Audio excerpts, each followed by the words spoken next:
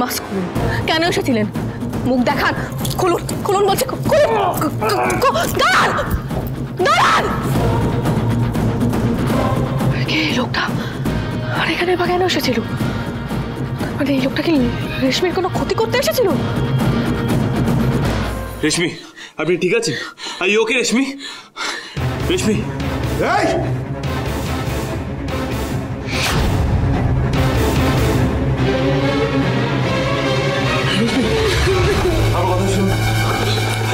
আপনি ভুল বুঝছেন।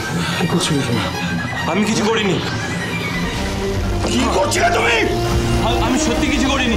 কিছু করিনি। আমি তোকে বলেছিলাম না সেটা নোংরা ছেলে। হ্যাঁ তুই কিছু করিনি। আমি কিছু করিনি। আমার মেয়েটা কেউ সুযোগ নিচ্ছিল। মা, মা তুই ভালো আছিস তো মা? মা এই আমার মায়ের গায়ে হাত দেওয়ার সাহস হলো কি করে? মার ওকে, সাহস হলো কি করে? শুনুন কথা, শুনুন। রেশমি, দিদি বোনকে দেখ একটু। রেশমি, রেশমি কি হয়েছে?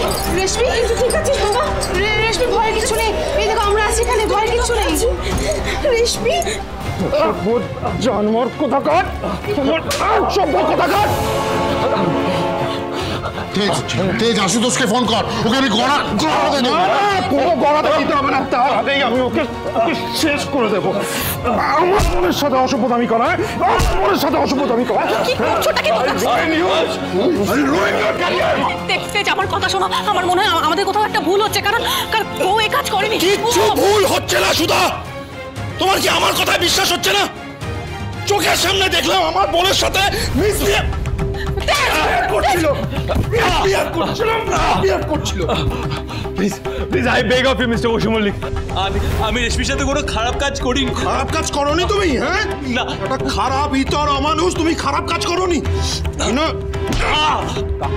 যোগ্য না তুমি, বুঝতে পেরেছো? মিডিয়ার সামনে তোমাকে এক্সপোজ করে দেবো, গোটা সোসাইটি তোমার আসল রূপটা দেখবে, বুঝতে পেরেছো? যেমন অবস্থা করো ও যেন কোনোদিন দাঁড়াবার শক্তি না পায়। মার ওকে। তোমার সাহস কি করে হয় আমাদের বাড়িতে ঢুকে রেশমির সঙ্গে নোংরামি করে? মার ওকে, মার। দাদু ভাই তোমরা ওকে পুলিশের হাতে তুলে দাও, এবার পুলিশ ওকে শাস্তি দেবে। আমি পুলিশ তো শাস্তি দেবে, পুলিশ আসবেও।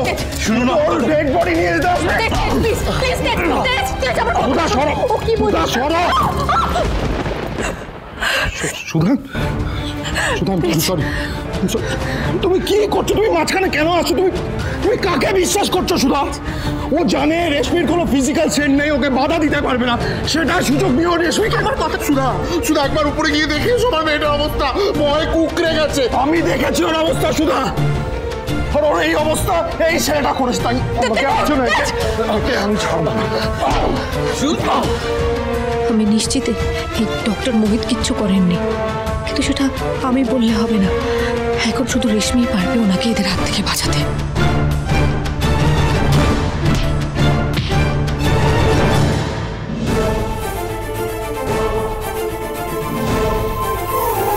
রেশমি, রেশমি, রেশমি, রেশমি তোমাকে নিচে যেতে হবে। রেশমি, রেশমি চলো নিচে চলো, ওঠো ওঠো।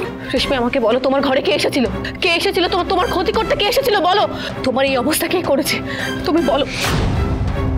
রেশমি তুমি যদি চুপ করে থাকো তাহলে একজন নির্দোষ মানুষ, নিরীহ মানুষ শাস্তি পেয়ে যাবে, আর তাকে বাঁচাতে হলে তোমাকে সবার সামনে সত্যিটা বলতেই হবে। তোমাকে যেতেই হবে রেশমি, ওঠো ওঠো, যেতেই হবে। বল বল, আমি শান্তি কিছু করিনি। অবস্থায় রাখবো না তোকে। দাঁড়াও দাঁড়াও প্লিজ। সুধা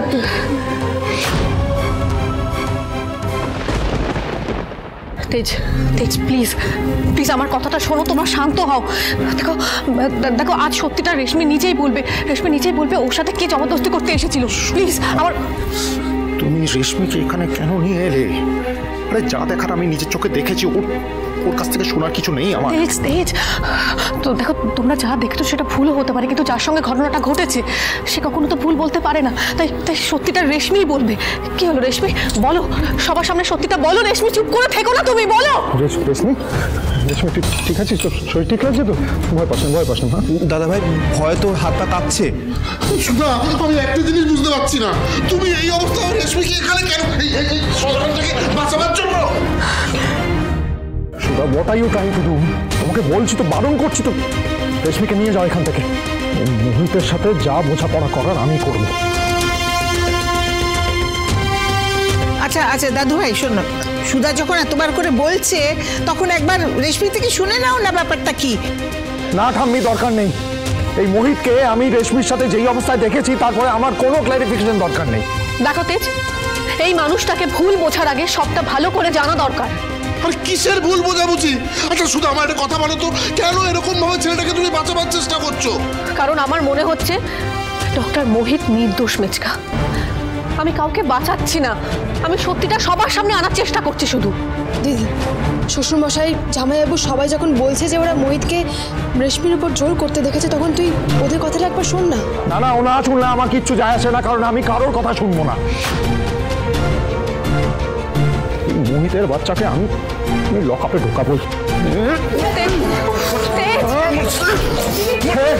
দিদি, আশুতোষ বাবুকে ফোন কর, টিম নিয়ে আসতে পারি জানোয়ারটাকে। আমার বোনের গায়ে হাত দেবো না। তুমি চুপ করে থাকবে, সবাইকে সত্যিটা বলো। ডক্টর মোহিতের এই অবস্থা দেখেও তুমি চুপ করে থাকবে? ওনাকে এভাবে মার খেতে দেখবে? দেখো উনি তো তোমাকে সুস্থ করতে এসেছিলেন, আর তুমি খুব ভালো করেই জানো উনি তোমার কোনো ক্ষতি করতে পারেন না। রেশমি, ভয়ের কিচ্ছু নেই, আমরা আছি তোমার সঙ্গে। তুমি শুধু একটু মনে করে বলো, তোমার সঙ্গে ঠিক কি হয়েছিল, কে তোমার ক্ষতি করার চেষ্টা করেছিল? রণজয়?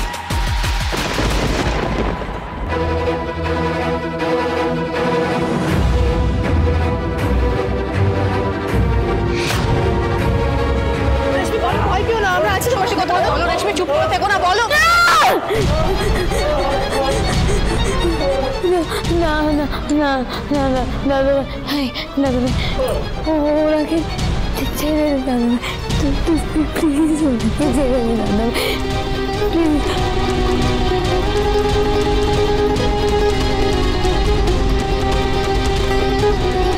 দিদিভাই, ওই ডাক্তার মোহিত ও তোমার সাথে দুর্ব্যবহার করেনি?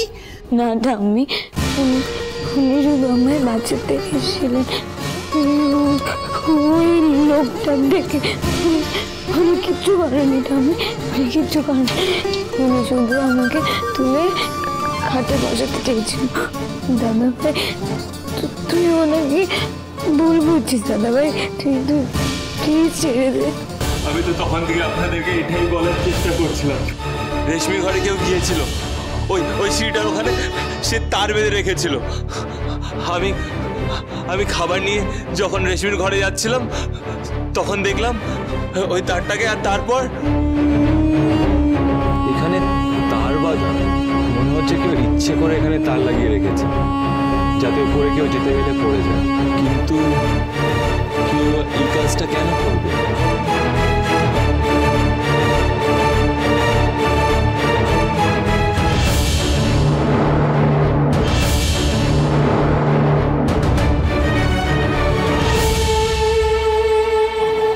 ওয়েটার কে ছিল? ওয়েটার সে এরকম কাজ করবে কেন? রেশমি, তুমি কি চেনো ওই লোকটাকে? কে ওই লোকটা? গলাটা আর চোখ দুটো মনে হচ্ছে আমার খুব চেনা। চালাকি নয় রেশমি, একদম চালাকি নয়। একবারের জন্য আমার মনে হলো যে